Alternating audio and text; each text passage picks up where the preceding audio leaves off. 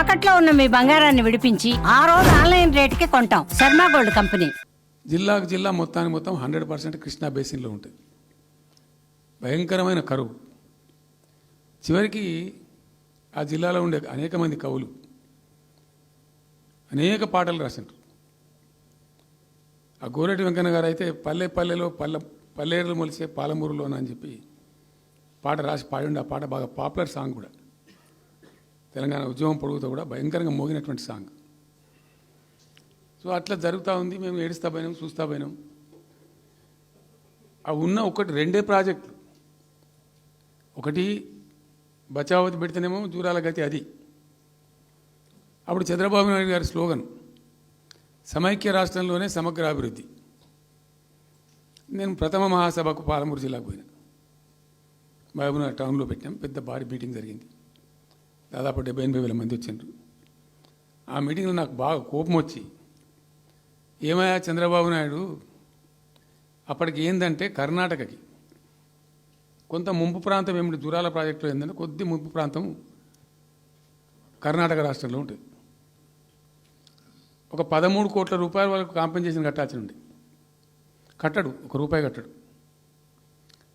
ఏమయ్యా చంద్రబాబు నాయుడు గారు, నువ్వు దత్తత తీసుకున్నావు, కథ తీసుకున్నావు, డైలాగులు చెప్తున్నావు, ఇక్కడ చచ్చిపోతాను జనము, బొంబాయికి వలసలు పోతుండ్రు. ఇటువంటి పరిస్థితులలో కూడా కర్ణాటకకు డబ్బులు కట్టడానికి డబ్బులు లేవా? ఇదేనా సమైక్య రాష్ట్రంలో సమగ్ర అభివృద్ధి అంటే? పట్టిగా బ్యారేజ్ ఆ గోడలక కట్టిన విడిచిపెట్టేది చూసి తమాషా పడన్నా అని చాలా తీవ్రమైన విమర్శలు చేశాను. మోకాళ్ళ మీద పరిగెత్తి కట్టిండి చంద్రబాబు నాయుడు. అప్పుడు ఆ కర్ణాటక చెల్లించాల్సిన కంపెన్సేషన్ ఏదైతుందో మోకాళ్ళ మీద ఉరికి నా దాడి తట్టుకోలేక కంటిన్యూగా పెట్టాను. దాని తర్వాత చంద్రబాబు నాయుడు పార్టీకి సంబంధించిన ఎమ్మెల్యేనే ఆర్డీఎస్ దగ్గర బాంబులు పెట్టి పేల్చేయడం, అది మీ అందరికీ కూడా తెలుసు.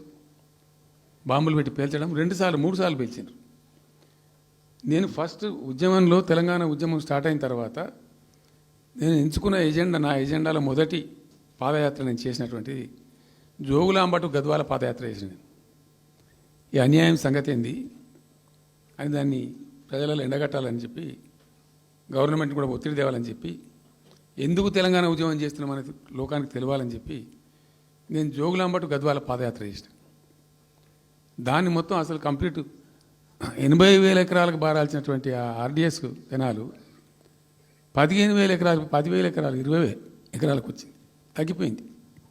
అడిగే నాతుడు లేడు. నేను అంతకు ముందే, పాదయాత్ర కన్నా ముందే స్వయంగా మేమందరం జిల్లా మహబూబ్నగర్ జిల్లా నాయకులు నేను కలిసి, ఆర్డీఎస్ హెడ్ వర్క్స్ ఎక్కడ ఉంటాయంటే కర్ణాటకలో ఉంటాయి, రాయచూరు దగ్గర. అక్కడ దాకా పోయి మొత్తం ఆశాంతం ఆ కాలువ పొడవుతో తిరిగి అర్థం చేసుకొని ఆ తర్వాతనే నేను గద్వాల టు మన ఆలంపూర్ టు గద్వాల పాదయాత్ర పెట్టాం. తిరిగి దాన్ని ఎక్స్పోజ్ చేసినాం. అప్పుడు అక్కడ గొడవ చేస్తే మళ్ళీ అప్పుడు జూరాల లింక్ కెనాల్ను మొదలుపెట్టింది చంద్రబాబు నాయుడు. జూరాల టు ఆర్డీఎస్కు లింక్ కెనాల్ అని మళ్ళీ డ్రామా కట్టి, అంటే ప్రతిసారి ఏమార్చడము, తెలంగాణ ప్రజలను ఒక రకమైన దగా చేయటం తప్ప రాలే, ఒక డ్రాప్ వాటర్ రాలే, ఎప్పుడు రాలే. సరే కొట్లాడుతూ పోయినాం. ప్రజలు బాగా కలిసి వచ్చిండ్రు, సందర్భం కలిసి వచ్చింది, తెలంగాణ అదృష్టం బాగుంది, తెలంగాణ రాష్ట్రం ఏర్పడింది. ఇదంతా కూడా మీకు అన్నముందు జరిగిన చరిత్ర, ప్రతి ఒక్కరికి తెలిసిన చరిత్ర. ఇది ఏం కొత్త స్టోరీ కాదు, కల్పిత కథ కాదు, పుట్టించి చెప్పేది కాదు. పాలమూరు జిల్లా యొక్క దరిద్రం, ఆ దరిద్రంలోకి పాలమూరు నెట్టివేయబడ్డ పరిస్థితి. నేను అందుకే ఊకే మొత్తుకునేది కదా, తెలంగాణ వెనుకబడ్డ ప్రాంతం కాదు, వెనుక పడేయబడ్డ ప్రాంతం, వెనుకకు నెట్టివేయబడ్డ ప్రాంతం అని చాలాసార్లు చెప్పేది. నేను వందల ఉపన్యాసాలలో చెప్పినాం. అది ప్రూవ్ టు బి కరెక్ట్. దాని తర్వాత ఎక్కడి దాకా పోయిన పరిణామాలంటే, పాలమూరు జిల్లాలో ఎండాకాలం వచ్చిందంటే గంజి కేంద్రాలు పెట్టేది. ఏడిసినాం మేము ఒకరోజు. గంజి కేంద్రాలతోని పాలమూరు, ఎందుకంటే యువకులంతా పాపం వలస ఉన్న ముసలి వాళ్ళు చచ్చిపోడు, తిండి దొరకక, దానికి గంజి కేంద్రాలు పెట్టి కమ్యూనిస్ట్ పార్టీలు వాళ్ళు వచ్చేది కొంత అడావుడు చేసి ప్రజలకు కొంత గంజి పోసే ప్రయత్నం. చివరి గంజి కేంద్రాలు పెట్టే స్థాయికి దిగజారిపోయింది పాలమూరు. కృష్ణా నది 300 కిలోమీటర్లు పారే జిల్లాలో చాలా దారుణం పోయింది.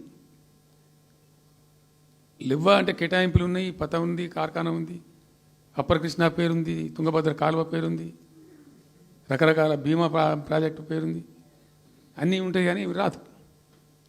చూడడానికి మళ్ళీ ముఖ్యమంత్రి దత్తతలో ఉంటుంది కానీ రాదు, ఏమీ రాలే.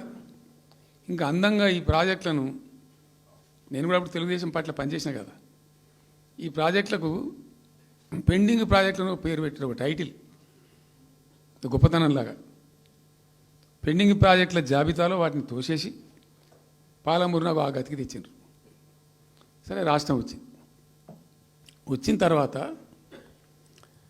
జరిగింది ఏంది, టోటల్గా మేము సమీక్ష చేసుకున్నాం. గోదావరి ఏంది, గొంగడ ఏంది, కృష్ణ అయింది, మనకు రావాల్సిన వాటా అయింది, దగా జరిగింది ఎక్కడ, ఎట్లా సరిదిద్దాలా, ఎట్లా మన ప్రయాణం ముందుకు పోవాలా, ఏం జరగాలి అని ఆలోచన చేసినాం. చాలా తీవ్రమైనటువంటి మదన పడ్డం. టాప్ ప్రయారిటీలో ఈ జిల్లా ఆదుకోవాలి మనం. అత్యంత భయంకరమైన కరువు ఉంది ఇక్కడ, కొంచెం లైన్లో పెట్టుకోవాలి. ఇప్పుడు మన సొంత రాష్ట్రం కాబట్టి మనకు ఆ ఇబ్బందులు ఉన్నాయని చెప్పి మా ప్రస్థానం ప్రారంభించాం. మొట్టమొదలు యుద్ధ ప్రాతిపదికన ఏవైతే పెండింగ్ ప్రాజెక్టులను పెట్టినరో వాటిని రన్నింగ్ చేసినాం. వాటిని అన్నిటికని నెట్టెంపాడు కావచ్చు, భీమా కావచ్చు, కల్వకుర్తి కావచ్చు, అన్నిటిని కూడా బ్రహ్మాండంగా లైన్లోకి తెచ్చినాం. తెచ్చి స్టార్ట్ చేసినాం. నికరంగా 6.5 లక్షల ఎకరాలకు ఆయకట్టు తెచ్చినాం ఆ పాలమూరు జిల్లాలో. మా గవర్నమెంట్ ఉన్నప్పుడే. ఇది అక్కడ ప్రజలందరికీ తెలుసు, అందరికీ తెలుసు, ప్రతి వాళ్ళకి తెలుసు. సామర్థ్యాలు పెంచుకున్నాం కొన్ని. నెట్టెంపాడులో భాగంగా ఒకటి రేలంపాడు రిజర్వాయర్ ఉంటుంది. అది జస్ట్ 1.5 TMs, 1/4 to 2 TMs అది ఉండే. నేను రివ్యూ చేసి అక్కడ రైతులతో మాట్లాడి, మీకు పంట పండదు, కష్టమవుతుంది కాబట్టి దీన్ని కొద్దిగా పెంచాలని చెప్పి డబుల్ ద సైజ్ చేసినాం, 4 TMs చేసినాం, పంట పండాలి కాబట్టి. అట్లా రకరకాల చర్యలు తీసుకొని దాని ద్వారా ఆ కల్వకుర్తి లిఫ్టిగేషన్ ద్వారా, ఈ నెట్టెంపాడు ద్వారా, భీమా ద్వారా, భీమా phase 1, phase 2 ద్వారా అన్నీ కలిపి 6.5 లక్షల ఎకరాలకు. వాస్తవం చెప్పానంటే ఎంత దుఃఖభాజనం అంటే, ఎంత బాధాకరం అంటే, కృష్ణానది 300 కిలోమీటర్లు ప్రవహించేటువంటి పాలమూరులో 30,000 ఎకరాలు కూడా పారకం లేదండి. RDS అన్ని కలిపి లేదు, అసలు రావు, నీళ్ళు రావు, కాలువ లేదు, పొలం లేదు, ఏం లేదు. అందుకే అది వలసల జిల్లా అని పేరు ఎందుకు వచ్చింది పాలమూరుకు? ఎందుకు వలస పోతారు ప్రజలు? ఎంత కంపల్సరీ ఉంటే పోతారు, ఎంత దుఃఖం ఉంటే పోతారు, ఎంత బాధ ఉంటే పోతారు. ఆ విధంగా ఒక 6.5 లక్షల ఎకరాలు దానికి తెచ్చినాం. మిషన్ కాకతీయలో కొద్దిగా ప్రయారిటీ పెట్టి, భౌగోళికంగా బాగా విశాలంగా ఉండే జిల్లా కాబట్టి ఇప్పుడు కొత్త జిల్లాలు చేసుకున్నాం, కానీ ఆ రోజు అది పెద్ద జిల్లా. దానికి మిషన్ కాకతీయలో టాప్ ప్రయారిటీ ఇచ్చి మైనర్ ఇరిగేషన్ చెరువులు మొత్తాన్ని పోయినాయిగా అమ్ముకున్నారు, అబాండనని మిగిలిన వాటిని కొన్ని సామర్థ్యాలు పెంచి ఒక పద్ధతికి తెచ్చినాం.